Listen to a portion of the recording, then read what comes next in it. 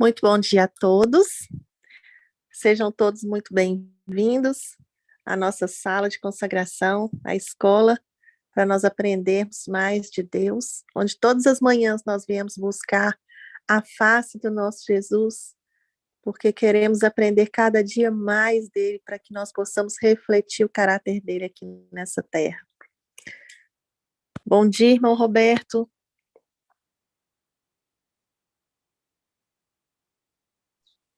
Bom dia, Iapo.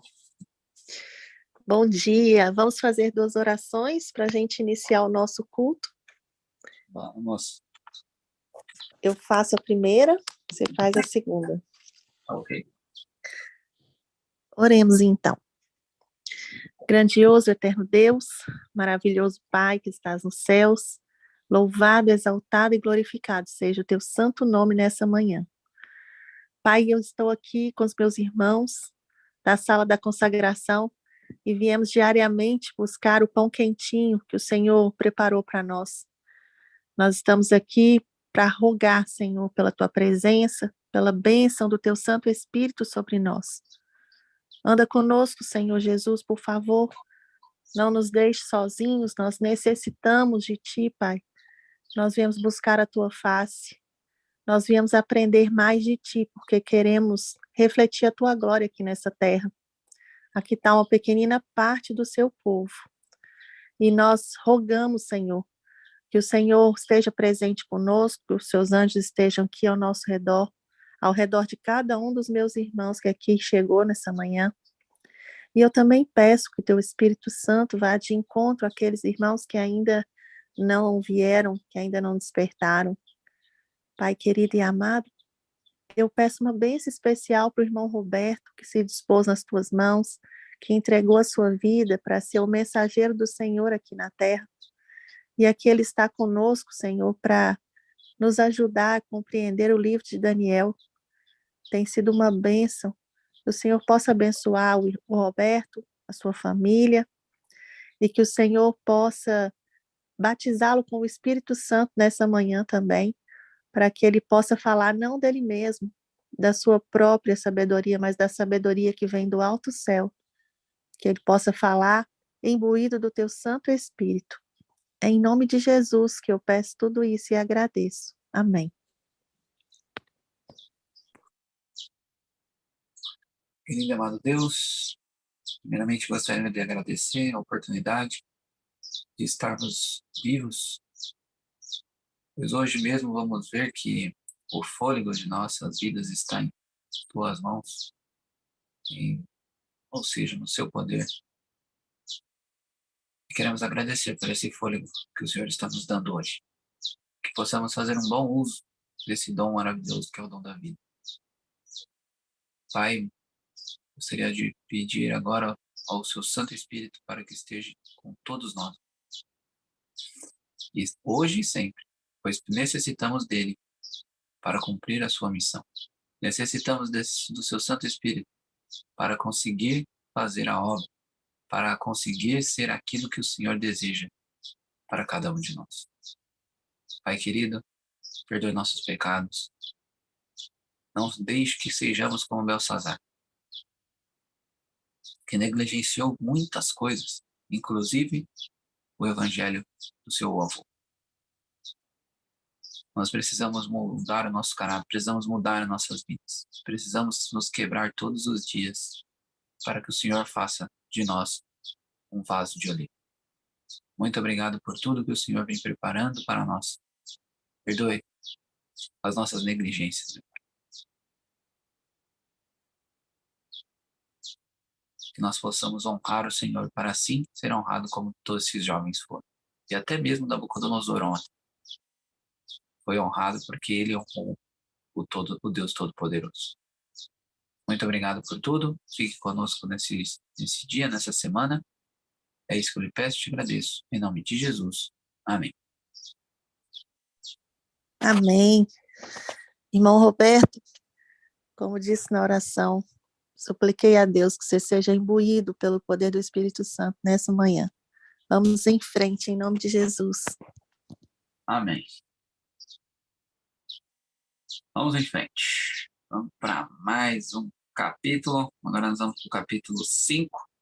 Nós estamos chegando ao fim aí dos capítulos históricos, né? Tivemos no início até o capítulo 6, nós vamos ter 5 históricos e tivemos um apocalíptico.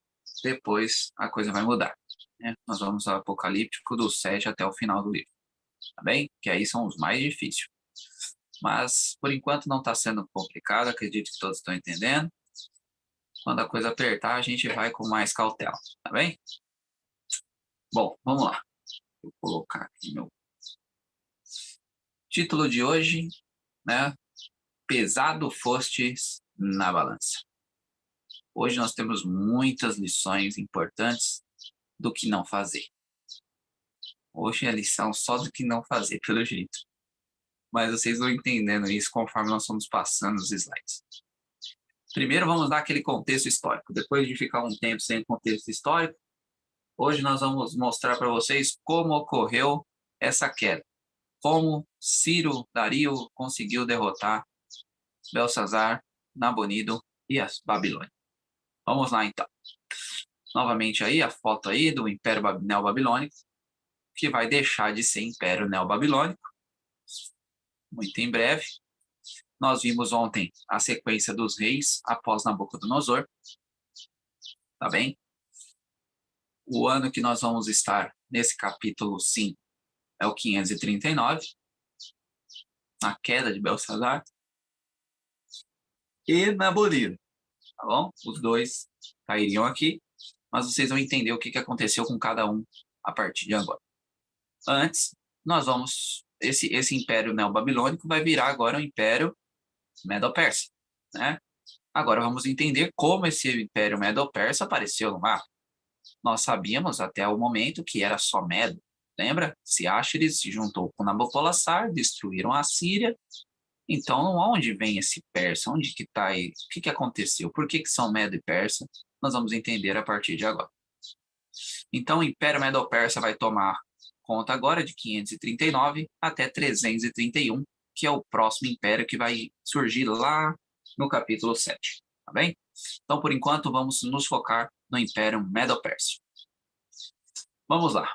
Primeiro, na história, né? Se você pegar os livros de história, de Josse, ele era um juiz que ele reuniu as tribos da Média.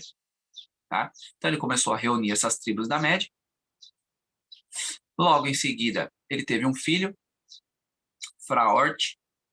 Esse Fraorte continuou a linhagem do pai, começou subjugando, tá? Só que ele começou a subjugar agora os persas, tá? Então ele reuniu, o pai reuniu a Média, o Fraorte continuou reunindo a Média, mas agora começou a lutar contra os persas, tá bem? O seu filho Ciáxares, vocês conhecem bem lá do começo, ele se juntou com Nabopolassar na vitória contra a Síria. Ele teve um filho chamado Astíages, tá? E esse Astíages teve uma filha chamada Mandane, tá bem? Tem um livro chamado História de Heródoto, tá? Esse livro é conhecido, esse rapaz é conhecido como o pai da história.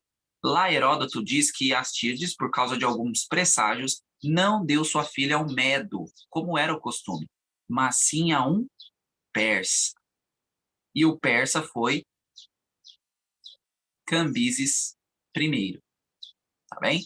Cambises I, ele vinha da linhagem de Ciro I, de Teipes e Aquemenes. Por isso que eles são chamados de os Aquemênidas, tá bem? Então, ó, só para vocês entenderem. Azul é Medo, verde é persa, ok? Então, ó, a junção vai começar de agora em diante. Porque, lembre-se, primeiro ali só estava vindo Medo. Astíades teve sua filha, ao invés de dar a sua filha a alguém dos Medos, ele, com maus presságios, pensando no futuro, deu para um persa. E disso tudo saiu alguém, que foi a linhagem ajuntada, né? Que foi quem criou, então, Medos e persas. Mas antes de botar ele aqui, Vamos botar novamente o que nós já vimos ontem, tá vendo? A sequência. Lembre-se, nós estamos aqui. Então, quem vai lutar contra esses dois? Nada mais, nada menos que Ciro II, ou conhecido como Ciro o Grande, o libertador dos judeus. Ok? Então, Ciro nasce ali em torno desse período, reina ali, ó, 9 anos, ó, tá vendo? Depois de 9 anos que ele tomou Babilônia, Ciro acaba morrendo, tá bem? Então, vamos lá para vocês entenderem o que aconteceu aqui. Então, os medos e persas foram juntados por um casamento, nasceu desse casamento Ciro o Grande, e agora nós temos que ver que história aconteceu com tudo isso aí. Então, vamos lá para o nosso mapinha. Nós temos a Lídia, Babilônia e Egito, ok? E aqui nós temos a Medo-Pérsia. Agora já não é só Medo, hein, gente? Agora é Medo-Pérsia, tá bem? Nós temos aqui Nabonido, Belsazar, nós temos Ciro, ele vai tomando vai crescendo seu domínio, ele não é besta, né? Ele primeiro foi pegando domínio pro lado que não tinha ninguém enchendo o saco, e aí ele vai tomando domínio, vai começando a entrar na Babilônia. Nessa, ele vai para Lídia, ok? O que aconteceu nesse da Lídia? Quando ele vai pegando domínio, o pessoal judeu ficou feliz da vida. Falou, agora vai vir. Por quê? Lá em Isaías 44, 45, depois vocês leiam, está falando de um libertador. E esse libertador é Ciro. Ou seja, Ciro é um tipo de Cristo. Ele é um libertador do seu povo, assim como Jesus também nos liberta. Ok? E aí, o rei da Lídia era Cerezo. Tá? Cerezo, rei da Lídia, ficou incomodado com esse crescimento da Medo-Pérsia. E ele tenta fazer algumas alianças. Então seria isso aqui, ó. Antes estaria assim. Aí Cerezo sai daqui e começa a fazer algumas alianças, né? Não vamos deixar esses rapazes crescer, não. E aí eles vão para uma batalha. Cerezo vem com uma batalha contra o Ciro. Ciro e Cerezo meio que acabam empatado essa batalha. Quando essa batalha meio que acaba empatado, Cerezo volta para Lídia, pensando que Ciro voltaria para Medo-Pérsia. Só que ele não volta. Ele avança e adentra Lídia sem que o Cerezo esperasse o ataque. Ou seja, é o urso, que nós vamos ver no capítulo 7, que refere-se a Medo-Pérsia também, pegando as 3 costelas, né? Com aquelas 3 costelas na boca. As 3 costelas é a Lídia, Babilônia e Egito. Então, ele já vai pegar a primeira delas. Ok? Então, ele invade a Lídia, né? Cerezo não esperava isso e acaba entregando ali, Medo-Pérsia toma a Lídia. Tomando a Lídia, eles ficaram fortes demais. E aí tinha uma cidade chamada Ops, ali na Babilônia. E aí é lá que eles vão se concentrar para a batalha. Só que Ciro não vai para a batalha, ele manda Dario, o general do seu exército. Então há uma batalha entre Dario, né, Nabonido e Belsazar. Belsazar e Nabonido ali não estão muito conseguindo vencer a batalha. Eles acabam perdendo essa batalha ali em Ops. E Nabonido vai ao sul buscar ajuda. E o seu querido filho Belsazar volta para a Babilônia. Quando ele volta para a Babilônia, Dario fica ao redor da Babilônia, ok? Então, Dario está ali à volta da Babilônia, da cidade ali, ó. Belsazar está dentro. Nabonido desceu para arrumar alguém para ajudar ele nessa batalha, porque eles não estão aguentando, não. Ok? Logicamente, seguindo os cursos da estátua que nós vimos anteriormente. Tá bem? É os peitos de prata tomando o lugar da cabeça de ouro. Lembre-se disso.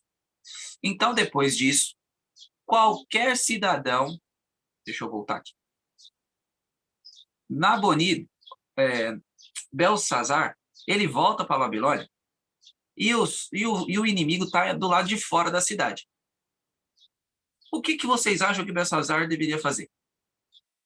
Ele deveria se preparar, montar uma estratégia, Ele deveria ter feito tudo com o foco de vamos nos defender, vamos contra-atacar. Sabe o que ele foi fazer? Ele foi fazer uma festa. Ninguém em sã consciência faria o que Belsazar está fazendo. Ele chama todos os generais, todos os grandes, mandam trazer os utensílios sagrados de Judá, tá? E ele começa, então, a fazer coisas terríveis nas coisas de Deus.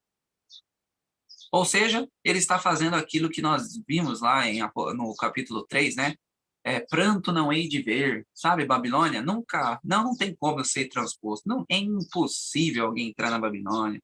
Eu não vou ter problemas quanto a isso, esses caras vão ficar lá tentando me penetrar. A Babilônia não é penetrável. E ele se sentou, ficou cômodo. Não tem como perdermos. Vamos fazer uma grande festa, porque logo, logo a gente vai lá, vai vencer eles e pronto. Dario, então, está cercando ali a Babilônia, enquanto havia a festa. Os soldados de Ciro, o que eles fazem? Vocês estão vendo, olha como a Babilônia é, de fato, muito difícil de ser transposta. Porque ela é toda cercada pelo rio, né? Pelo Eufrates. E aí é muito difícil. Só que não para os soldados medo-persas. Os soldados medo-persas, eles arrumaram um jeito de mudar a água para um dos lados, tá? Eles entraram dentro da água ali e começaram a enfraquecer o fluxo dela, tá? Então, Ciro, com certeza, bolou uma estratégia muito bem bolada e ele conseguiu diminuir esse fluxo da água forte. E então os soldados conseguiram marchar por debaixo da água ali, a água batia no joelho, né? Porque eles conseguiram tirar o fluxo em alguma parte do rio Eufrates, ok? E eles conseguem chegar ao outro lado. Quando eles chegam do outro lado, tá todos os general, todos os bonzão lá dentro fazendo orgia, festa e gracinha, ok? Então, ó, vocês estão vendo aqui, ó, ele não era tão fundo, só que era muito forte. Então, eles conseguiram, de alguma forma aqui, fazer com que essa água diminuísse, tá? Jogando elas para os lados. E aí, eles conseguiram passar e transpor a cidade. Levando isso, eles não tiveram resistência, porque os soldados estavam todos ali. Só que o soldado sem comando não manda nada, não sabe fazer nada. E aí tomaram uma surra ali, e infelizmente morreu um dos soldados todos babilônicos. Logo depois eles adentraram a festa que estava acontecendo, a orgia, e aí a Babilônia então cai. Dario chega, né, no caso ali, ao Belsazar, mata Belsazar, né? Daniel deixou claro isso, nós vamos ver o porquê, como isso aconteceu, eu já estou contando para vocês como aconteceu, depois nós vamos ler os versos do capítulo 5. Então, a Medo-Pérsia agora toma a Babilônia. Nabonido tentou fugir, não achou escape, estava tudo fechado, e então ele volta para a Babilônia, e depois de alguns dias chega Ciro na Babilônia. Ciro chega na Babilônia, manda Nabonido para uma província da Medo-Pérsia, para ele ser como se fosse o rei, tá? Ele comanda uma província na Medo-Pérsia. Ciro, então, deixa Dario como o rei da Babilônia, o rei dos caldeus. Ele liberta os escravos, né, cumprindo-se a profecia de que Ciro libertaria o povo de Judá. Eles voltam para a reconstrução do templo. Com isso, Ciro volta para a Medo-Pérsia, ok? Então, o que vocês precisam ter em suas mentes? Ciro é o rei de tudo. Ele é o Império Medo-Persa. Ele é o rei do Império Medo-Persa. Dario é somente o rei da província da Babilônia. Tá bem? Agora, a Babilônia não é mais um império. Ela é uma cidade dentro do império. Tá bom? Deixe isso claro para vocês, só para que vocês entendam a diferença. Dario é uma pessoa, Ciro é outra pessoa. Ciro manda em Dario. Ok? Então, vamos avançar aqui para os nossos textos iniciais do capítulo 5. Vamos começar a ver aqui algumas coisas importantes. A libertação, né, que Ciro fez dos judeus está em Esdras capítulo 1, tá bom? Então, depois que vocês tiverem um tempinho, leiam o capítulo 45, 44 de Isaías e o primeiro capítulo de Esdras. Tá tudo isso aí que eu contei para vocês, tá bom? Logicamente, tem muita coisa na história, mas acredito que na história aí, qualquer Wikipédia aí que vocês conseguirem, vocês vão ver tudo que eu falei aqui, tá bom? Bom, vamos lá. Primeiro verso do capítulo 5. O rei Belsazar fez uma grande festa para 1000 dos seus senhores e bateu o vinho perante os 1000. Belsazar, enquanto experimentava o vinho, ordenou que trouxessem os vasos de ouro e prata que seu pai, Nabucodonosor, havia retirado do templo que estava em Jerusalém, para que o rei e seus príncipes, suas esposas, concubinas, pudessem beber neles. Então eles trouxeram os vasos de ouro que foram retirados do templo da casa de Deus, que estava em Jerusalém. E o rei e seus príncipes, suas esposas, concubinas, beberam neles. Eles beberam vinho e louvaram os deuses de ouro, prata, bronze, ferro, de madeira e de pedra. Nesses primeiros 4 versos, lembre-se, Dario está lá fora. Tá bem? Dario está cercando a cidade. E a galera, né, como eu falei para vocês, Belsazar foi fazer festa. Tá? Enquanto era para ele montando um monte de coisa para resolver, ele foi fazer festa.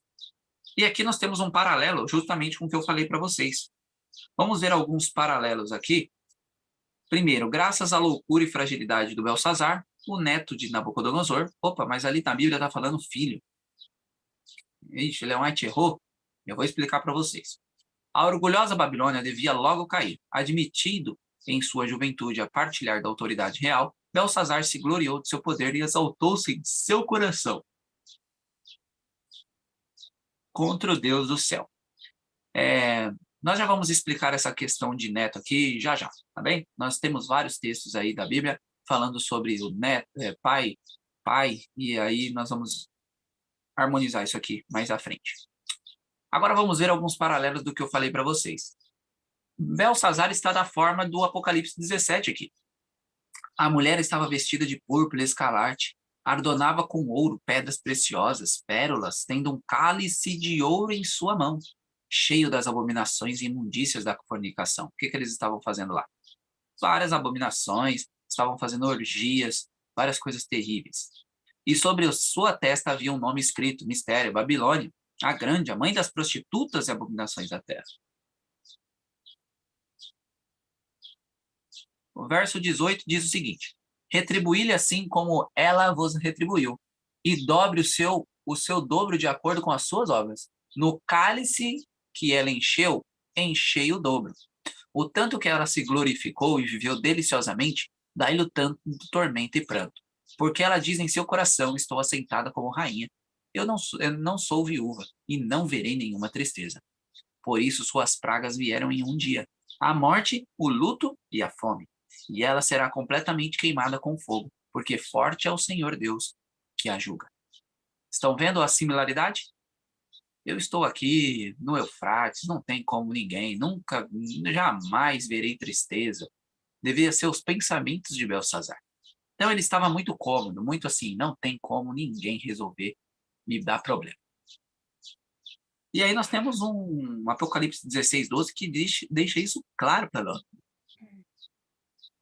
O 6º anjo derramou a sua taça sobre o grande rio Eufrates, e a água dali secou-se, para que o caminho dos reis do Oriente pudesse ser preparado. E da onde vem a Medo-Pérsia? Do Oriente. A água secou? Não secou, mas deu para eles passarem, que era o que precisavam. Vocês estão vendo a conexão entre Apocalipse e o capítulo 5 de Daniel? Outro texto, lá em Isaías 44, eu trouxe um deles, mas depois vocês leiam um capítulo. Que diz ao oceano, seque, e eu secarei teus rios. Que diz de Ciro, ele é meu pastor, e realizará toda a minha vontade. Dizendo a Jerusalém, tu serás edificada, e para o templo, teu alicerce será posto. Então, Ciro era essa pessoa que secou o rio Eufrates. Ok? Daniel 5, do 5 ao 6. Vamos avançar aqui. Como eu já falei para vocês, Ciro é um tipo de Cristo. Assim como Cristo nos liberta, Ciro libertou o povo de Deus. Tá bem? Nesse capítulo, nós vamos ver algumas coisas interessantes. Primeiro que Belsazar copiou o orgulho de Nabucodonosor. Tá bem? Então, o orgulho, a arrogância de Nabucodonosor foi o que Belsazar pegou. Um outro ponto que nós precisamos entender é que, nesse momento, Belsazar tinha vivido 26 anos com Nabucodonosor. Tá? Aí Belsazar já tinha próximo dos seus 50 anos nessa orgia aí. Okay? Então, ele ficou 26 anos com o seu avô vivo. Tá? Crônicas do rei Nabucodonosor diz que ele morreu com 104 anos. Então, Belsazar era o general do avô. Tá? E, pelo jeito, ele não aprendeu nada. E nem como general, porque como que pode um general deixar isso acontecer? Não tem cabimento nenhum. E como que você sabe que ele seguiu o orgulho, as coisas do avô, Roberto? Porque ele ele desafiou a Deus, assim como o avô desafiou, por vários capítulos. Nós vimos o avô desafiando a Deus no primeiro, no segundo, no terceiro, até mesmo no quarto, quando ele se converte. Ok? Então, nós estamos vendo aqui a mesma coisa que Nabucodonosor fazia, Belsazar está fazendo. Pegou utensílios, que Nabucodonosor nunca foi bobo de mexer, e falou, eu não quero saber. Essa história do meu avô aí é muito mal contada. E agora ele quer ter a sua própria história. Ok? Então, até aqui, é esse o panorama que está acontecendo. Agora vamos ver o que vai acontecer a partir do verso 5. Na mesma hora, surgiram dedos de uma mão e escreveram defronte do castiçal sobre o cal da parede do palácio do rei. E rei viu a parte da mão que escreveu. Então mudou-se o seu semblante. Os pensamentos o atribularam tanto que os seus joelhos, irmãos, batiam um no outro. Né? Os lombos se afrouxaram, sabe? Os lombos se afrouxaram e os joelhos batiam um no outro, de tanto medo que ele ficou. O rei bradou ordenando que trouxessem os astrólogos, os caldeus, os adivinhos. O rei falou e disse aos homens sábios da Babilônia: aquele que ler o escrito e mostrar-me a sua interpretação será vestido com escarlate. Terá uma corrente de ouro ao redor do pescoço e será o terceiro governante do rei. Então entrarão todos os homens sábios do rei, mas eles não puderam ler o escrito e nem fazer conhecida ao rei a sua interpretação. Então o rei Belsazar tribulou-se grandemente e mudou-se-lhe o semblante, e os seus senhores ficaram atônitos. Nós vemos aqui coisas parecidas com Nabucodonosor, né? Nabucodonosor, toda vez que estava perturbado, ele sempre chamava primeiro quem não tinha sabedoria. Depois ele ia chamar quem resolvia. E Belsazar parece que aprendeu as coisas ruins, ele aprendeu, mas as coisas boas não. E eles ficaram atribulados, eles ficaram atônitos, eles ficaram, olha, que coisa foi essa? Por que ele falou o terceiro governante do reino? É aí que está a chave. O seu pai era Nabonido, e ele era rei também, ok? Só que eles eram corregentes, os dois eram reis, tá bem? Nabonido não gostava, como eu falei para vocês, de ficar ali na Babilônia, então ele deixou o filho no lugar, tá bem? Nesse momento, Nabonido não está na cidade, porque ele está onde? Buscando reforços, tá bem? E aí o seu filho está lá fazendo gracinha, fazendo festinha, enquanto tem um inimigo do outro lado da cidade. Nós podemos colocar para nossas vidas, irmãos, nós temos um inimigo muito forte, que se nós não estivermos vigilantes, nós vamos cair todas as vezes para ele, né? E muitas vezes nós estamos como Belsazar, achando que nada pode nos atrapalhar, talvez com uma presunção. Essa é uma das lições que nós temos para hoje. Tomar cuidado para não sermos Belsazar, que está achando que está tudo bem em nossa vida, e enquanto o inimigo está dando rasteira após rasteira, porque não estamos fazendo a nossa parte de vigilante, né? Nós sabemos que somos impossíveis de vencer Satanás, né? Mas se nós vigiarmos e orarmos como Deus manda, e tomarmos para nós o poder que Deus, Jesus, nos dá, é possível vencê-lo. né? Então, nós precisamos do poder de Cristo, mas aliado à nossa vigilância. E muitas vezes nós estamos sem vigiar nada. E o inimigo vai dando rasteira após rasteira para nós. Ok? Então, aqui, a sequência é que Nabucodonosor era de fato avô. Quando se retrata de pai na Bíblia, não significa que é o pai, mas sim o avô é o pai do pai, sabe? Então, eles vêm falando de linhagem. Por exemplo, Jesus, filho de Davi. Jesus não é filho de Davi, mas ele é da descendência de Davi. Tá bem? Então, quando está ali pai, vocês precisam entender se de fato está falando pai, ou se está falando somente de descendência, tá bom? Nós somos filhos de Abraão, pela Bíblia. A Bíblia nos diz, mas nós não somos. Abraão morreu tem quase 6.000 anos. Então, não mas nós somos da descendência dele, porque só da descendência dele que vai, né, adentrar a Jerusalém, no caso. Nós sabemos disso, a promessa para nós. Então, nós precisamos estar sendo filhos de Abraão, tá vendo? Fazendo a vontade de Deus para conseguirmos o mesmo que Abraão conseguirá, subir junto com o Pai. Entenderam isso?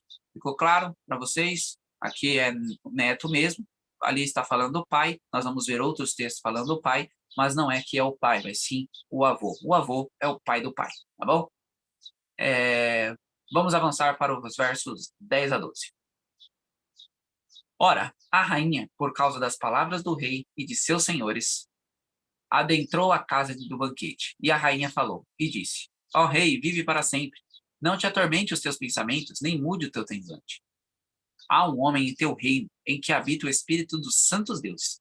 E nos dias de teu pai, luz e entendimento e sabedoria, como sabedoria dos deuses havia nele. A quem o rei Nabucodonosor, teu pai, o rei, eu digo, teu pai, fez mestre dos magos, astrólogo, caldeus e adivinhos.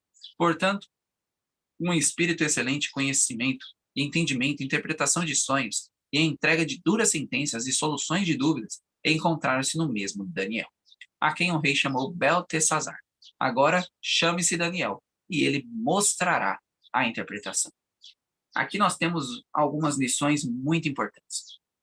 A primeira dela, historicamente falando, tá? Isso é o que a maioria acredita, de que a rainha, Heródoto, né, o pai da história, diz que se chamava Nitocris. E muito provavelmente ela era esposa de Nabucodonosor. Tá bem? Porque não tinha muito como ela ser alguma coisa ali que não fosse isso. Tá bem? Mas nós não temos como cravar essa ideia, mas é o que a história nos conta, tá bom? Ela seria Nitocris, que seria esposa de Nabucodonosor. Mas aqui ela faz uma repreensão meio que velada para o seu filho, né? Não sei se vocês perceberam, mas ela fala categoricamente várias vezes que há um homem, Daniel, e que ele não, por exemplo, ela está querendo em outras palavras dizer, meu filho, como que você consegue fazer isso? Como que você me traz aqui os subordinados e não me traz quem manda neles? Então, basicamente, ela está dizendo ela está fazendo uma repreensão velada ao seu filho, né? Ao Belsazar. E ela está ali, ó, mas chama o Daniel. E eu gosto muito desse verso 12, porque mostra que essa mulher aqui tinha uma certa fé, né? Porque ela tinha convicção de que Daniel ia resolver a situação. E por que nós achamos que seja Nitocris e que seja esposa de Nabucodonosor? Porque Daniel, ele não resolveu nada para Nabucodonosor enquanto Belsazar estava vivo, sabe? Então, isso tudo já tinha muito tempo, desde que Nabucodonosor ali morreu, já tinha quase mais de 25 anos, sabe? Então não tinha ali como que essa moça ia presenciar tantas maravilhas assim, sabe? Então ela presenciou, pelo modo de ela falar aqui, dá muito a entender que ela presenciou esses fatos. Sendo assim, só cairia mesmo ser mulher de Nabucodonosor, tá bem? Então o que acontece aqui? Eles tentaram, de fato, abafar Daniel por causa do Deus dele, mas a incapacidade humana fez com que Belsazar meio que vou ter que dar o braço a torcer. Vamos chamar esse Daniel aí. Agora vamos chamar o Daniel para a cena e vamos ver algumas lições importantes que nós não podemos cometer. Daniel, então, foi introduzido perante o rei. E o rei falou e disse a Daniel: És tu aquele Daniel, que é dos filhos dos cativos de Judá, a quem o rei meu pai trouxe de Judá? A teu respeito tenho ouvido dizer que o Espírito dos deuses está em ti, e que luz e entendimento e excelente sabedoria encontra-se em ti. Agora os homens sábios, os astrólogos, foram trazidos diante de mim para lerem esse escrito e me fazerem conhecer a sua interpretação. Porém, eles não puderam mostrar-me a interpretação do assunto. E eu ouvi a respeito de ti que tu podes fazer interpretações e resolver dúvidas. Agora, se tu podes ler o escrito, faz-me conhecer a sua interpretação. Será vestido de escarlate, terás uma corrente de ouro ao redor do pescoço e serás o terceiro governante do reino. Lembre-se disso. Primeiro Nabonido, segundo Belsazar, terceiro seria Daniel. Agora voltemos aqui para os outros versos, para que vocês possam ver aqui alguns pontos que nós podemos entender. Vocês vão ver que Belsazar quer diminuir Daniel. Primeira coisa que Belsazar fala. Quando ele chama Daniel pelo nome babilônico, ele não chama Daniel pelo seu nome babilônico. Olha que interessante. Vocês verem Beltesazar aí em alguma parte? Por quê? Lembra que eu falei para vocês que o nome de Daniel, se fosse correto ali, sem o Daniel ter colocado esse T, porque ele não tem, ficaria muito parecido com Belsazar? A diferença seria um S. Daniel introduz esse T aí. Então, ele não queria, como os nomes são parecidos, ele queria se distinguir de Daniel. Esse é o primeiro ponto. Então, ele não fala o nome de Daniel que Nabucodonosor deu a eles. Tá bem? De Beltesazar. Em nenhum momento vocês vão ver ele falando Beltesazar. Ou seja, ele estava querendo distinguir Daniel dele. O povo de Deus, o povo dele, do povo do Deus de Daniel. Tá bem? Esse é o primeiro ponto. Segundo ponto, quando ele desdenha de Daniel, falando que o pai trouxe ele do exílio. Ou seja, tu é de Judá? Daquele Deus que deixou vocês vir para cá pelo meu pai? Sabe? Ele está querendo desdenhar de Daniel. O seu Deus entregou vocês para nós, então? Que Deus é esse, sabe? Querendo desdenhar do Deus de Daniel, querendo desdenhar de Daniel. Terceiro ponto. Quando ele fala para Daniel, ouvi que você tem o espírito dos deuses. Vocês lembram que Nabucodonosor e a própria mãe dele, olha como ela fala diferente. Habita o espírito dos santos deuses. Ele omite esse santo. Estão vendo? Como é proposital. Ele omite os santos, que a mãe, no caso, né? E Nabucodonosor sempre falavam quando ia se referir a Daniel. Então, esse adjetivo ser tirado é para diminuir Daniel. Tudo que Belsazar está fazendo aqui é para tentar diminuir Daniel. Assim, ele pensa em diminuir esse finalzinho aqui, como vocês viram no verso 16, você será o terceiro no meu reino. Isso daqui, irmãos, é o sentido de comprar Daniel. Olha, Daniel, vou te dar ouro, vou te dar roupas de rei, porque escarlate era uma roupa para os reis. Vou te dar uma corrente de ouro, você vai ser rico. Vou te dar tudo que esse mundo pode oferecer, Daniel. E você vai ser abaixo de mim, do pai, o terceiro. Você vai ser quem manda. Ou seja, é uma tentativa aqui de comprar Daniel.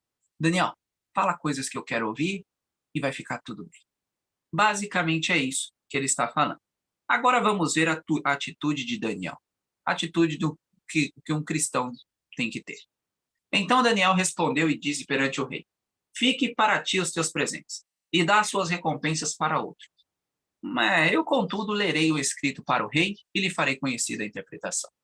Então, o primeiro ponto aqui, Daniel nos ensina 2 pontos. Que o mundo não tem nada a oferecer a mais e melhor e importante do que Deus. Ok? Ele já logo chega aqui e fala: não quero saber dos seus presentes, você pode dar para quem você quiser, porque o meu presente está guardado em outro lugar. Segundo ponto, há locais que o cristão não pode estar. Aonde que a galera está aqui? Numa orgia. Está fazendo bebedice, está fazendo prostituição, coisas terríveis aconteciam. Daniel estava lá dentro? O texto é bem claro, Daniel foi introduzido na presença do rei. Ou seja, ele não estava na orgia. Ele não estava no meio ali. Ou seja, tem lugares no mundo em que eu e você, como cristão, não devemos chegar nem perto. Então, nós temos essas duas lições no verso 17. Primeiro, não aceite as coisas do mundo e perca a vida eterna. Segundo, tem lugar nesse mundo que nós não podemos estar. Vamos avançar para os versos 18 a 23. O rei, o Altíssimo Deus, deu ao teu pai Nabucodonosor um reino, majestade, ele deu glória, ele deu honra. E por causa da majestade que lhe fora dado, todos os povos, nações, línguas tremiam, temiam diante dele. A quem queria matava, a quem queria mantinha vivo, a quem ele queria erguia, a quem queria derrubava. Olha o que Ellen White fala sobre esse momento. O profeta primeiro lembrou Belsazar os assuntos que lhe eram familiares, mas que lhe não tinha ensinado a lição de humildade que poderia tê-lo salvo. Ele falou do pecado e da queda de Nabucodonosor, do trato do Senhor para com ele, o domínio e a glória que lhe foram concedidos, o juízo divino por seu orgulho, subsequente reconhecimento do poder e misericórdia do Deus de Israel. E então, com palavras ousadas e enfáticas, ele repreendeu a Belsazar por sua grande piedade. Ele trouxe o pecado do rei ante este, mostrando-lhe lições que ele podia ter aprendido, mas não aprendeu. Belsazar não tinha compreendido corretamente a experiência do seu avô, nem acatar as advertências de fatos tão significativos para ele. A oportunidade de conhecer e obedecer a verdadeiro Deus tinha lhe sido dada, mas não tinha sido levada ao coração, e ele estava prestes a colher as consequências de sua rebelião. Ou seja, Daniel aqui, irmãos, vem falando ponto a ponto para dar a oportunidade para o arrependimento de Belsazar. Vamos continuar a leitura. Vamos ver como Daniel fez isso.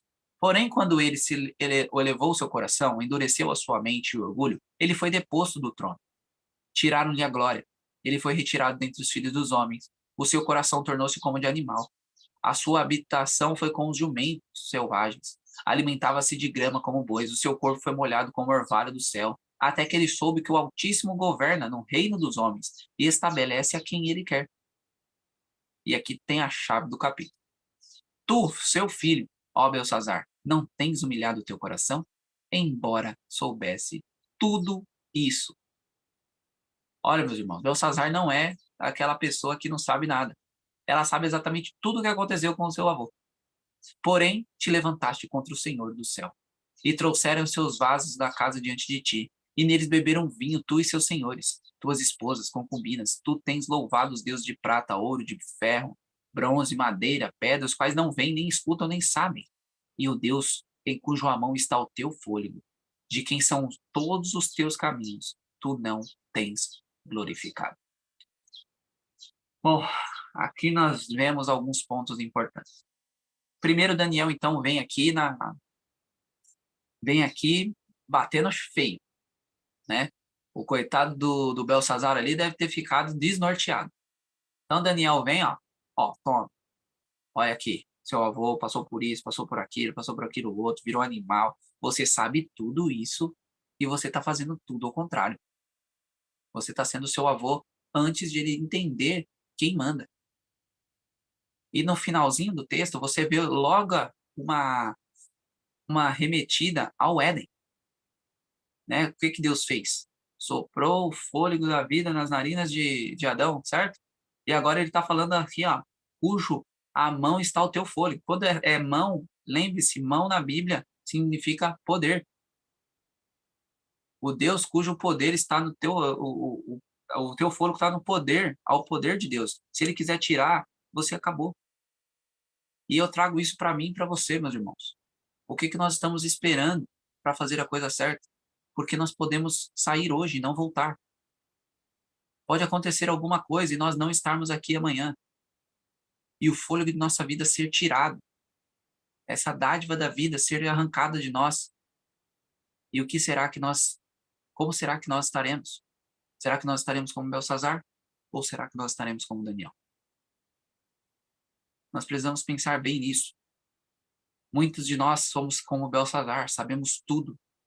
Aprendemos o que temos que fazer, temos estudos bíblicos, temos ido à igreja, temos participar dos cultos, dos cânticos, fazendo o máximo da obra. Nós sabemos tudo, assim como Belsazar sabia tudo do seu avô, nós talvez sabemos tudo da Bíblia. Tudo que eu estou dizendo, irmãos, é o máximo da Bíblia, que muitas pessoas nem chegam perto de saber, mas nós já estamos como Belsazar. Nós não estamos fazendo a coisa certa. Exatamente. Saber e não fazer é o espírito da Babilônia. E muitos de nós estamos nisso. E precisamos mudar se estivermos dessa forma. Agora vamos para o final, que é a parte muito interessante. O que tinha naquela escrita?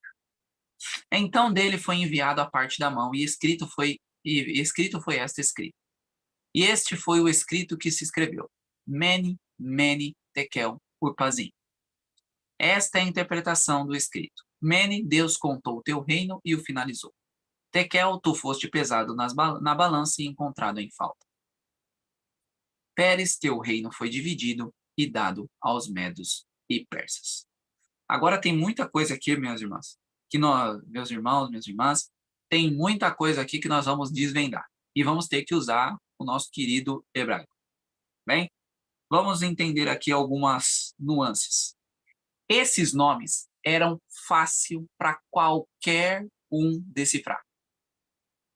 Ok? Aqueles magos, astrólogos, adivinhos, poderiam ter decifrado isso aí. O que aconteceu? Pior que eu teria que voltar lá para o início para vocês verem. Mas quando ele escreve na parede, ele só escreve consoante. Ele não escreve vogais. Então a mão escreve só consoantes. Como só tinha consoante, os astrólogos ou os magos não conseguem decifrar. É como se o Z não tivesse. Você pode ver que só tem E. Né? Tem um U ali, a maioria é E.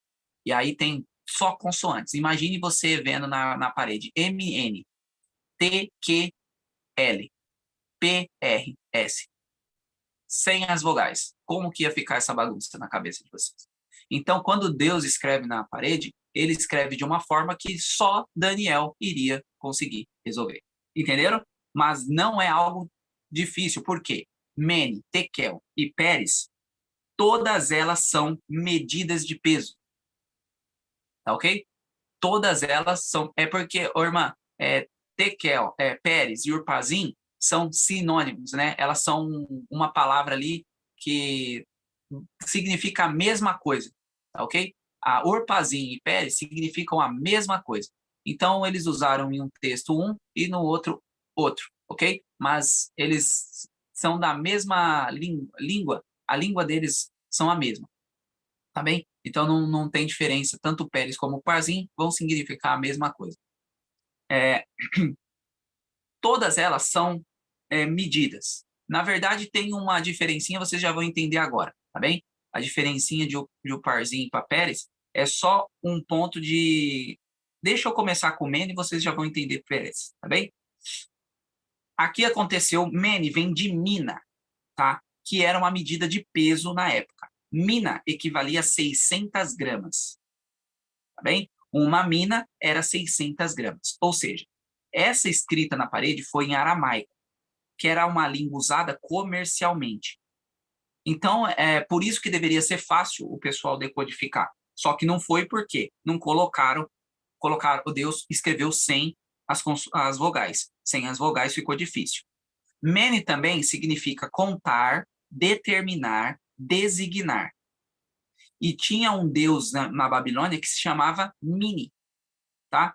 Que era o deus do destino. Então, essa palavra Mene, ela tem todo esse simbolismo aí. Primeiro, uma medida de peso, equivalente a 600 gramas. Também podia ser alguma coisa ali de contar, determinar, tá bem? Por isso que Deus contou o teu reino. Deus mene o teu reino e o finalizou. Entendeu? Deus mene o teu reino e finalizou. Deus contou o teu reino e o finalizou.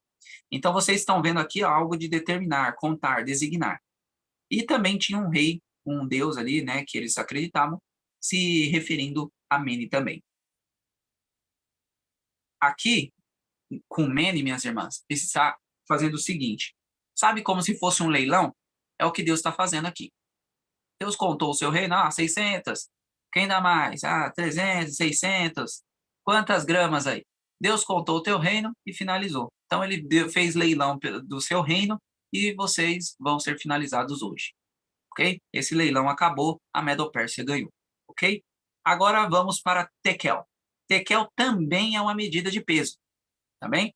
Só que é uma medida de peso em ciclo, ou seja, ela vale um ciclo, que equivale a 10 gramas. Vem da raiz de pesar, tá bem? Então ali tu foste pesado, tekel, nas balanças e encontrado em falta, ok? Então, Deus mene, tu foste tekel, tá bom? Para vocês entenderem aqui. Primeiro Deus deu cabo do reino, depois do rei. Primeiro ele fala do reino, ó, e depois, tu foste, ou seja, primeiro o seu reino foi leiloado, agora tu também vai ser, porque você vai morrer hoje. Nós vamos ver que o rei acabou morrendo naquele mesmo dia, tá bem? Urpazim e Pérez. Então, Urpazim também era uma medida de peso. Ele significava uma metade de uma mene, de uma mina, ok? Então, se a mina é 600, o Urpazim seria 300. Por que foi colocado Pérez? Porque Pérez significa eliminar e despedaçar, ok? O Urpazim é ali, teu reino foi Urpazim. Estão vendo? E Pérez aos medos e persas. Estão entendendo? Teu reino foi Urpazim, dividido, e Pérez dado, ou seja, eliminado. Vai ser despedaçado. Como o Pérez é o que de fato aconteceu, é por isso que é usado Pérez e não Urpazim. Porque o Pérez é eliminar, despedaçar. E foi exatamente isso que aconteceu quando, pelo mandado de Ciro, Dario entrou ali e matou Belsazar na própria sala onde ele estava. Estão compreendendo? Deu tudo certo por aqui? Mene, Tekel, Pérez. Todos medidas de peso, tá? E Deus achou em falta tanto a Babilônia quanto Belsazar. E por isso eles foram eliminados. Vamos finalizar lendo os últimos versos. Então ordenou Belsazar e eles viram Daniel em escarlate. E colocaram um corrente de ouro em seu pescoço e fizeram uma proclamação referente a ele, que ele seria o terceiro governante do reino. Naquela noite, Belsazar, 539 a.C., o rei dos caldeus foi morto. Dario, o Medo, tomou o reino, tendo cerca de 62 anos de idade. E assim, tem um cilindro de Ciro, que está lá na Inglaterra. Se eu não me engano, acho que está na Inglaterra, em Londres. E esse cilindro diz exatamente esses últimos versos. Quando Ciro escreve sobre a Babilônia, ele diz exatamente esses versos. Naquela noite, Belsazar, o rei dos caldeus, foi morto. Dario o Medo tomou o reino, tendo cercado cerca de 62 anos de idade. Esses dois últimos versos estão no cilindro de Ciro, tá bem? Só para que vocês possam ver que a história se confirma. A nossa fé, ela é uma fé de evidências, porque Deus nos dá várias sobre isso. Mas eu gostaria de finalizar com o texto da irmã White, porque nós precisamos estar preocupados se nós estamos sendo pesados e achados em falta. Olha o que Ellen White nos diz sobre isso. Testemunhos para a Igreja, volume 1, diz o seguinte: vi um anjo com balanças na mão, pesando os pensamentos e interesses do povo de Deus, especialmente dos jovens. Num prato estavam os pensamentos e interesses que tendiam para o céu. No outro achava-se os que se inclinavam para a terra. E nessa balança era lançada toda a leitura de romance, pensamentos acerca do vestuário, exibição, vaidade, orgulho e etc. Ó, que momento solene! Os anjos de Deus em pé com balanças, pesando os pensamentos de seus próprios filhos, aqueles que pretendem estar mortos para o mundo e vivos para Deus. O prato cheio de pensamentos da terra, vaidade e orgulho desceu rapidamente, e não obstante, peso após peso rolou do prato. O céu continha os pensamentos e interesses que se voltavam para o céu, subiu ligeiro, enquanto o outro descia. Oh, quão leve estava ele! Posso relatar isso pelo que vi, mas nunca poderei dar a impressão solene e vívida gravada em minha mente. Ao ver o anjo com a balança pesando os pensamentos e interesses do povo de Deus, disse o anjo: podem esses entrar no céu? Olha isso, meus irmãos. Esse texto, quando eu li a primeira vez, não, não, nunca. Diga-lhes que a esperança que agora possuem é vã, e a menos que se arrependam, depressa e obtenham a salvação, hão de perecer. E esse texto aqui me emociona todas as vezes que eu leio. Porque quantos de nós estamos sendo Belsazar? Quantos de nós estamos sendo aqui pessoas que talvez acreditem que, olha, eu sou de Deus, eu faço tudo que Deus manda, estou indo à igreja, estou indo todos os cultos, não perco o culto, vou fazer trabalho missionário, entro talvez na sala da consagração todo dia às 5 da manhã, mas os meus pensamentos estão nessa terra. O nosso orgulho, a nossa vaidade está tão aflorada. E talvez os nossos pratos lá no céu. Talvez os nossos pratos lá no céu, com os pensamentos dos céus, estejam subindo ligeiramente. E os nossos pratos que estão com as coisas desse mundo estejam lá embaixo, sobejando, talvez caindo, como o texto está dizendo. E a pergunta que eu quero deixar para vocês, porque eu acho que não preciso dizer mais nada, esse texto me emociona muito. Eu acho que esse texto aqui, se eu só trouxesse esse texto e colocasse para vocês, já teria valido todo o que a gente viu até agora. Peguem esse texto, leiam esse capítulo. O capítulo da página 124. Eu não lembro agora o capítulo. Eu li esse texto há uns 3 meses atrás, quando eu estava lendo Testemunhos para a Igreja, volume 1. Inclusive, eu recomendo a vocês a começarem a ler os Testemunhos para a Igreja, porque se vocês querem estar preparados para a volta de Jesus, esses testemunhos vão fazer uma grande diferença na vida de vocês. Eu ainda estou tomando, tenho que bater muito em mim ainda, porque eu estou indo para o segundo. Já era para estar bem mais avançado, mas estou me colocando muitas coisas para resolver e acabo não conseguindo ler. Mas façam isso. Inclusive o Mauro Carnassali vai estar com a gente, acho que dia 12. Ele tem um estudo que eu vou ver se eu pego com ele para a gente ler os 9 testemunhos para a igreja em um ano. Depois dessa série Conflito, eu quero fazer esses testemunhos para a igreja. Mas levando isso em consideração, irmãos, pense nesse texto, tá bem? Eu vou relê-lo e nós acabamos. Vi um anjo com balanças na mão pesando os pensamentos e interesses do povo de Deus, especialmente dos jovens, porque se vocês sabem, né? Vocês já foram jovens, eu também ainda estou caminhando para a fase adulta, né? Tenho 30 anos.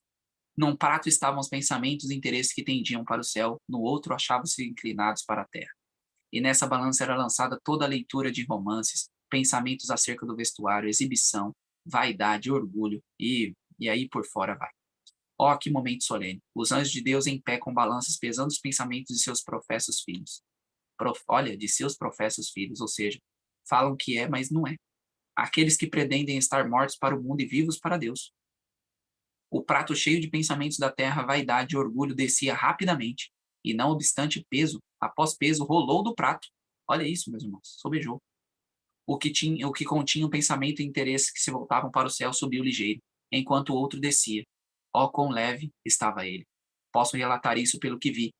Ellen White não consegue dar a impressão, olha, mas nunca poderei dar a impressão solene e vívida gravada em minha mente. Olha isso, meus irmãos. Ao ver o anjo com a balança pesando os pensamentos e interesses do povo de Deus, disse o anjo: podem estes entrar no céu? E isso aqui me impactou demais. Não, não, nunca. Diga-lhes que a esperança que agora possuem é vã, e ao menos que se arrependam depressa, e obtenham a salvação, hão de perecer. A pergunta que eu deixo para vocês refletirem hoje é: como estaremos quando formos pesados? Como nós estaremos quando formos pesados? Será que o nosso prato para esse mundo vai estar lá embaixo e os das coisas do céu lá em cima? Ou estará ao contrário? O prato do mundo vai estar lá em cima e as coisas de Deus vão estar lá embaixo. Que Deus abençoe vocês, meus irmãos. Amanhã nós vamos para o capítulo 6, mostrar mais uma vez Daniel, passando por uma prova grande, mas temos muitas lições nesse capítulo 6 também. Muito obrigado por vocês, boa semana a todos e até amanhã.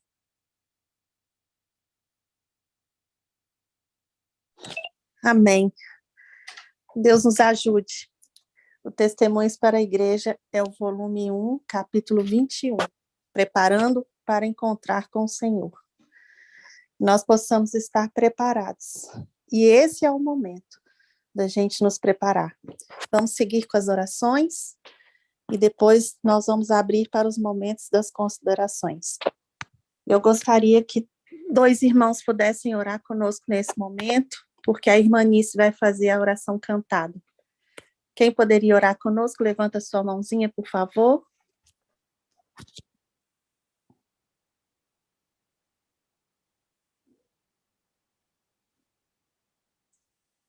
Estamos todos a pensar o que nós devemos lutar com Deus em oração para a mudança do nosso caráter.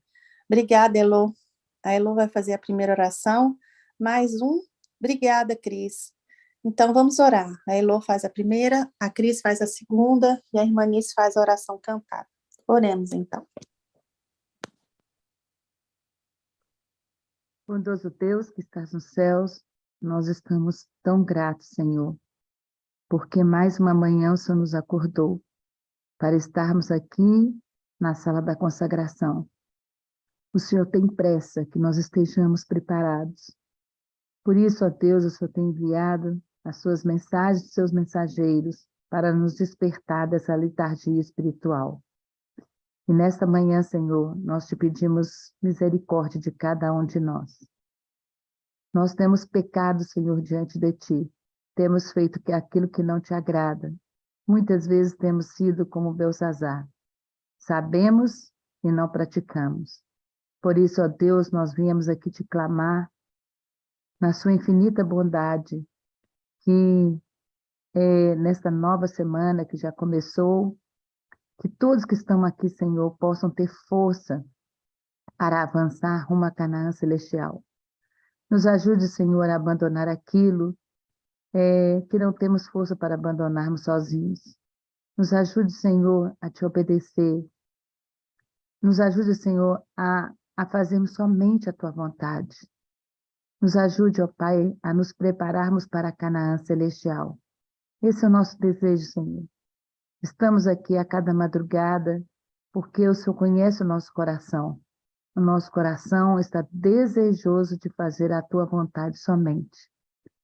Nós te pedimos, Senhor, que venha ser conosco nos afazeres do nosso dia, que o Senhor seja com cada pessoa aqui presente, que o Senhor possa também, Senhor, ser com as pessoas que vão ouvir mais tarde pelo YouTube, que o Senhor venha nos abençoar neste dia. Continua ainda conosco, porque nós vamos ter as considerações e queremos ainda continuar ouvindo a tua voz através delas. Em nome de Jesus, amém. Amém. Amém. Pazinho querido, continuando na presença santa do Senhor e confirmando a oração da tua serva, meu Pai. Eu louvo ao Senhor porque o Senhor tem nos trazido, meu Deus, advertências, tem nos trazido alertas, meu Pai, repreensões, e eu clamo ao Senhor que tem misericórdia de nós, meu Pai. Perdoa, Senhor, peço perdão aqui publicamente por minhas faltas e pelos meus irmãos também, se estamos deixando, meu Deus, de fazer aquilo que sabemos que é o certo. Que o Senhor tenha misericórdia, meu Pai, em nome de Jesus, nos dê forças, meu Deus, para abandonar os nossos pecados, meu Deus. Talvez pecados acariciados que temos por nosso comodismo, nosso egoísmo, têm sido frequentes em nossas vidas, meu Pai. E temos deixado a desejar ao Senhor a resposta que o Senhor merece a tudo que o Senhor fez por nós, meu Pai. Em nome de Jesus, meu Deus, não nos deixe ser pesados na balança, achados em falta, por favor, meu Pai. Que o Espírito Santo do Senhor venha nos convencer todos os momentos de nossas vidas, do nosso pecado, da justiça e do juízo do Senhor, meu Pai. Que o Senhor venha nos dar sabedoria dos céus para vencermos as nossas tendências que têm deixado tem nos deixado a perecer, meu Pai, por deixar de fazer aquilo que deveríamos estar fazendo. Que o Senhor, meu Deus, continue abençoando, meu Pai, cada vida que está ouvindo essa mensagem, que vai ouvir a vida do irmão Roberto, que tem trazido, meu Deus, mensagens maravilhosas para nós, tem trazido, assim, um alerta, meu Pai, que tudo que passou na história com Daniel e ali os reis de Babilônia, meu Deus, vai voltar a acontecer nesse final dos tempos, e nós devemos ser como Daniel, meu Deus, devemos ter a fé de Daniel, devemos ter a ousadia de falar a verdade, de chamar o pecado pelo nome, que o Senhor nos dê forças, meu Pai, que o Senhor nos levante como atalaias, nos capacita, porque o Senhor sabe que de nós mesmos nós somos incapazes de fazer isso, meu Deus. Em nome de Jesus, eu clamo ao Senhor pelo teu poder em nossas vidas, que o Senhor abençoe a cada um aqui nesta sala, em nome de Jesus. Amém, Senhor. Amém.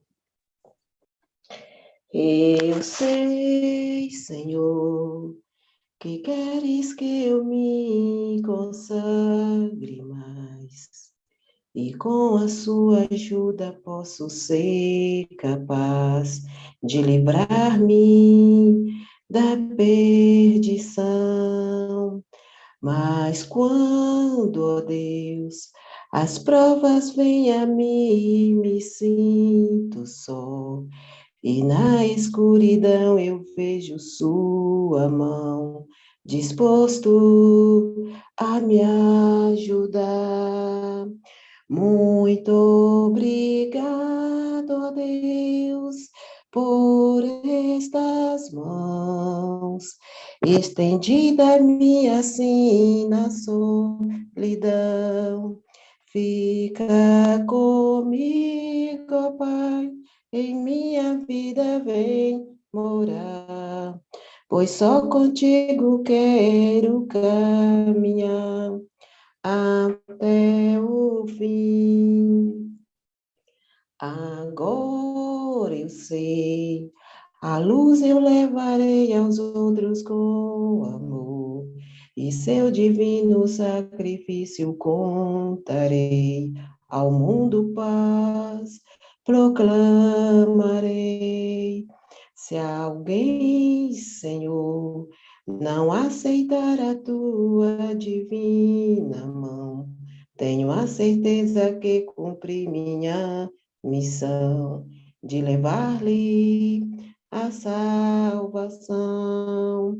Muito obrigado, Deus, por estas mãos, estendida-me assim na solidão.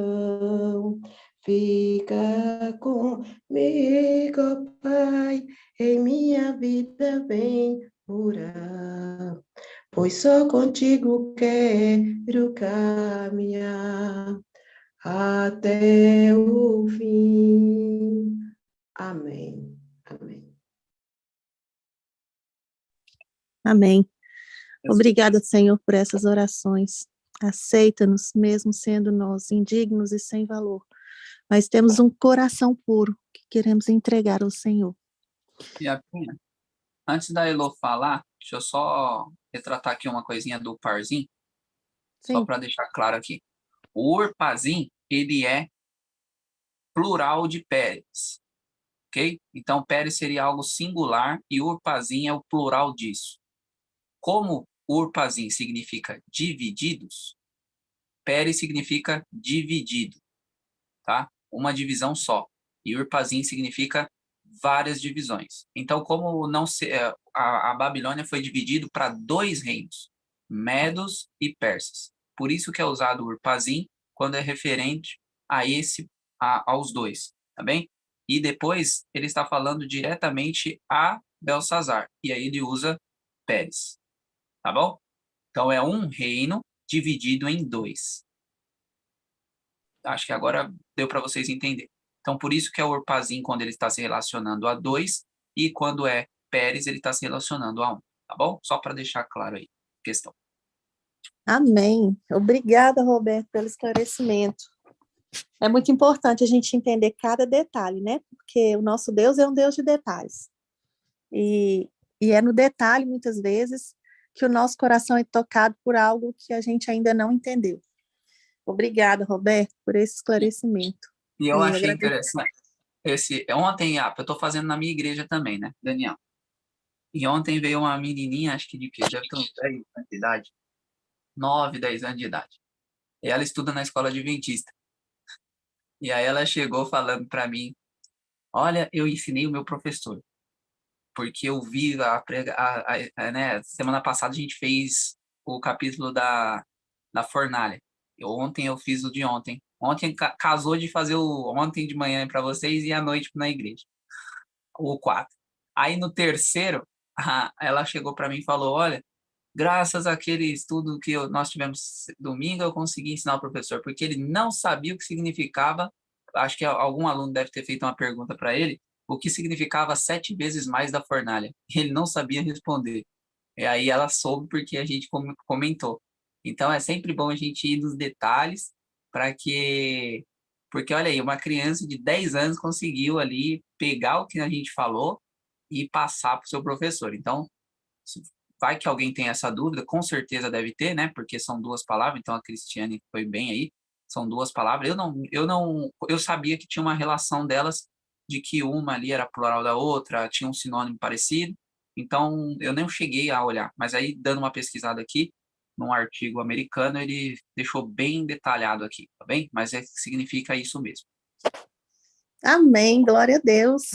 As crianças são uma bênção do Senhor, né? Elas são uma esponja, elas absorvem, aprendem, e para honra e glória do nosso Deus, agora ensinam também. Deus seja louvado.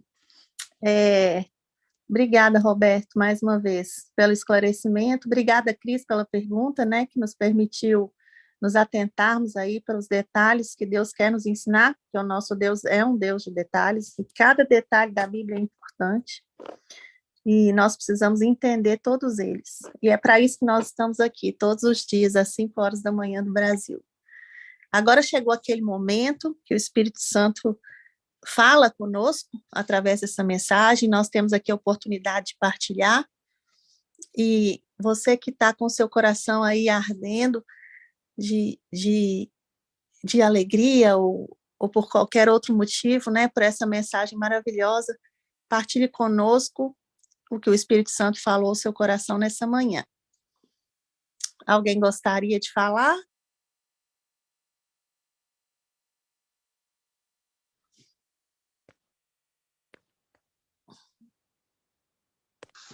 Eu vou falar. Amém, Cris. Seja bem-vinda, querida. Bom dia. Bom dia. Eu acho, assim, que o ponto principal dessa mensagem de hoje é a gente tá alerta, né? Porque o rei, ele estava ali distraído, né? Bastante distraído com orgias, com festas, né?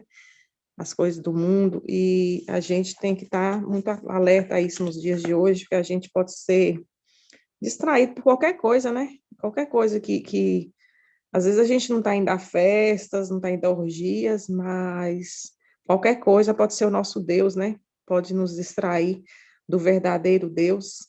E no livro Profetas e Reis, fala assim que assim Babilônia, a joia dos reinos, o esplendor do orgulho dos babilônios, será destruída por Deus à semelhança de Sodoma e Gomorra. Ali Babilônia foi destruída, né? E no futuro a Babilônia espiritual ela vai ser destruída também. Nunca mais será repovoada nem habitada de geração em geração. O árabe não armará ali a sua tenda e o pastor não fará descansar ali o seu rebanho. Mas as criaturas do deserto lá estarão e as suas casas se encherão de chacais.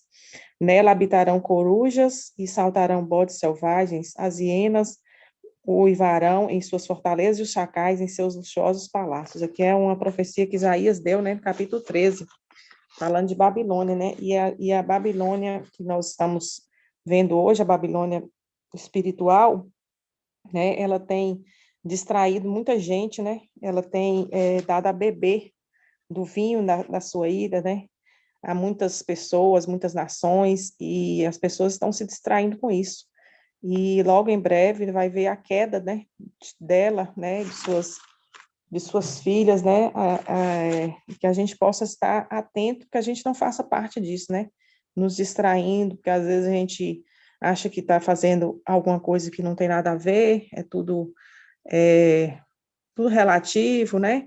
E a gente vai se distraindo até que a gente pode estar fazendo parte dessa Babilônia, né? Que Deus tenha misericórdia de nós, não nos deixe distrair como fez o rei Belsazar ali, se envolvendo, né, com os reis do mundo, que nós possamos estar firmes, né, para que a gente não caia na tentação, né, e a gente possa ser destruído. Deus tenha misericórdia de nós. Amém, Cris. Obrigada pela sua consideração. Eu vou mais longe, eu acho que a distração é uma consequência, né? Porque o que o Belsazar tinha mesmo era a arrogância da autoconfiança. Ele confiava no seu próprio poder, no poder do seu exército, no poder da sua cidade, entre aspas, intransponível, né? E com isso, com essa autoconfiança e essa arrogância arraigada, né? Eu posso, eu sou. Só Deus é o eu sou, né? Ele diz para Moisés: diga àquele povo que eu sou o eu sou. E muitas vezes nós nos colocamos nesse lugar. E a consequência disso é a nossa distração e a nossa perdição.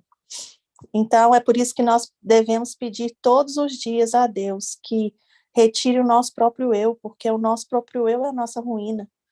Enquanto nós estamos cheios de nós mesmos, do nosso próprio egoísmo, nós estamos nos colocando no lugar de Deus. E Cristo não pode habitar em nós. Obrigada, Cris. Juninha, você queria falar? Levantou aqui a mãozinha.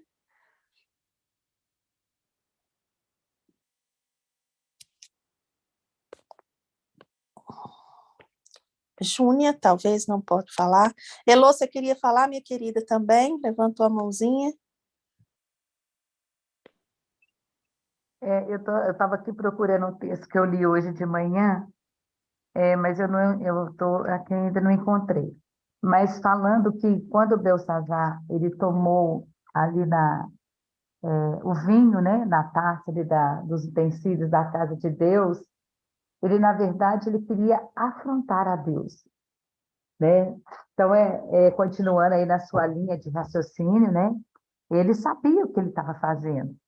Ele não era nenhum inocente, né? E quantas vezes estamos, né, fazendo coisas que a gente sabe que é errado e estamos aí afrontando a Deus. E quando o Roberto colocou esse texto aí, que é muito forte no final, né? Lá no capítulo ainda 21, bem no iniciozinho, fala assim, que a mente deve estar firme em Deus e que nossa influência deve testemunhar de Deus e de sua verdade. Não podemos honrar o Senhor quando somos descuidados e indiferentes. Não podemos glorificar quando estamos desanimados. Cumpre-nos ser sinceros para assegurar a salvação do próprio ser e para salvar outros. Devemos dar a isso toda a importância. Tudo mais deve vir em segundo lugar. Nossa, como que esse texto que é maravilhoso também, né? E ali, Belsazar, ele não estava distraído, ele sabia o que ele estava fazendo, né? Todos os dias nós temos luz aqui, todos os dias nós temos estudado a Bíblia, a lição, vamos à igreja, vamos ao culto. Nós também estamos sabendo o que estamos fazendo, né? E Ellen White fala aqui que a nossa mente deve estar firme em Deus. Então, é pela contemplação que nós somos transformados. Então, para que nós possamos ter força naquilo que vamos tomar decisões no nosso dia, é o que eu estou contemplando, né? Então, se eu não estiver contemplando aquilo que é de Deus, como eu vou tomar decisões certas? E uma das coisas que nós já estudamos muito aqui na sala, né? Já há vários meses que a gente tem falado, o que nós estamos contemplando? O texto ali falou da vaidade, mas pode ser tantas coisas, né? A gente já viu que pode ser filme, novelas, séries, desenhos, jogos de videogame, a música, a nossa própria família, né? Ser mais importante do que Deus, o casamento, o marido, né? Então, aqui fala, devemos dar toda a importância e tudo mais deve vir em segundo lugar. Se tem algo que tem que ter importância na nossa vida hoje, é a palavra de Deus. É ela que deve ter em primeiro lugar. Nós devemos nos colocar de joelho, pedir a Deus sabedoria, pedir a Deus mansidão, paciência, né? Devemos buscar a Cristo em jejum e oração. Por quê? É porque através da comunicação e da nossa relação com Deus é que nós vamos ouvir a voz do nosso Criador. Eis o caminho, andai por ele. É assim que nós vamos conseguir vencer o orgulho que existe dentro de nós. Belsazar sabia tudo que tinha acontecido com seu avô. Tudo. Aqui no livro de Daniel relatou. Ele sabia de tudo. Mas o que a Iapo escreveu aqui? Qual que é o pecado de Babilônia? É saber, né, e não obedecer, né? Então, nós sabemos. Agora, basta a gente obedecer, né? Belsazar sabia de tudo e não obedeceu. Então, que Deus te abençoe. Que você possa estar aprendendo aqui na escolinha de Jesus Cristo. Tudo isso que você tem vindo aqui a cada manhã, que o Senhor tem falado com você. Não adianta só saber, ter como conhecimento. Você precisa de muito mais. Você precisa de obedecer. Que Deus te abençoe. Amém. Elô, obrigada. Obrigada pela sua consideração, é verdade, nós sabemos. Nós estamos estudando, nós estamos frequentando a igreja, nós já conhecemos esse estudo de Daniel. Para o Adventista do Sétimo Dia é mais um reforço. A gente está sempre a aprender, não é? Mas o Adventista do Sétimo Dia, antes de se tornar Adventista, ele estuda esses livros. Nós sabemos. E nós estamos agora aprofundando naquilo que nós já ouvimos, né? E o livro Fontes Vivas ou Cisternas Rotas, do Edward Sutherland, é um pioneiro da nossa igreja, ele diz o seguinte: o espírito de Babilônia foi introduzido no coração do homem lá no Éden, com Eva. A Eva não foi enganada. Deus disse o que era aquela árvore, Deus disse o que ia acontecer. E Adão, muito menos. A Eva foi seduzida, mas Adão não, ele teve tempo de pensar. Então, o que Satanás fez com Adão e Eva foi introduzir na mente deles o espírito de Babilônia. Né? Não foi o Belsazar que inventou isso. Isso vem com o pecado desde o primeiro pecado. E é isso que a serpente faz com cada um de nós até hoje, né? Porque o inimigo, ele não é criativo, ele não cria nada, ele só copia o que Deus criou e transforma para o mal. E é assim que ele vem tentando a gente desde os dias de Adão e Eva, passando por Jesus e até hoje, até o fim dos tempos, é a mesma coisa. E nós, hoje, que temos conhecimento, o que nós precisamos fazer é exercer o poder moral que Deus nos outorgou para fazer as nossas escolhas conscientes, baseadas no assim diz o Senhor. Nós precisamos entender isso, né? Muito obrigada, Elô, pela sua consideração. Mais alguém gostaria de falar?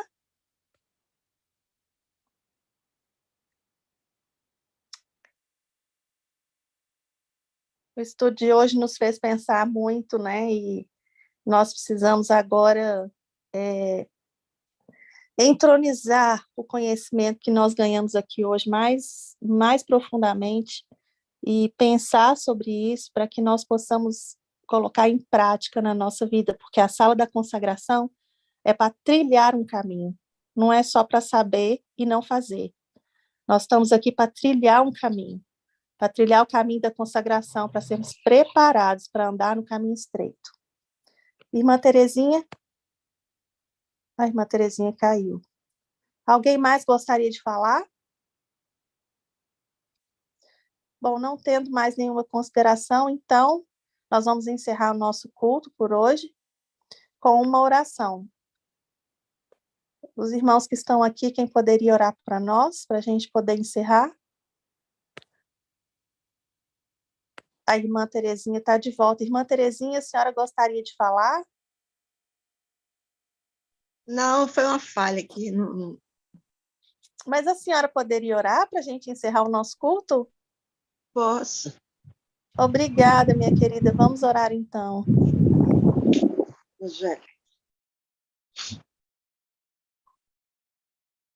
Maravilhoso Deus, eterno Pai, nós queremos agradecer ao Senhor, meu Deus, por esses momentos que passamos nesta manhã, aqui nesta sala, mais uma vez, sentado, Pai, como diz a tua serva, irmã Heloísa, sentado no banquinho do Senhor e aprendendo, Pai, do Senhor. Muito obrigada pela vida do irmão Roberto.